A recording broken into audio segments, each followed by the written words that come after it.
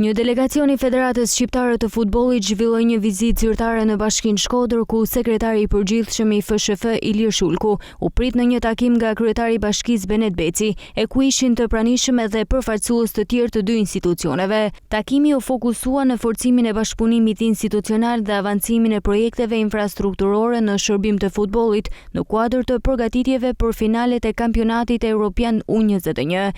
Gjatë diskutimeve u trajtuan çështje të rëndësishme që lidhen me ndërhyrjet në stadiumin dhe identifikimin e terreneve stërvitore ndihmëse që do të shërbejnë për zhvillimin e këtij eventi të rëndësishëm evropian.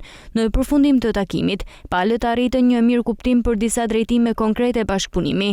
Bashkia Shkodër konfirmoi angazhimin për të marrë përsipër ndërhyrjet infrastrukturore në stadium në përputhje me nevojat e identifikuara.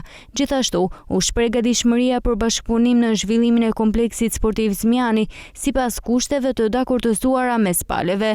Në kuadër të kësaj vizite, u zhvilluan edhe inspektime në disa terrene potenciale stërvitore, konkretisht në zonën e Postribës, Barbullushit, si dhe në fushën Soccer Star Academy në fshatin Shtoj.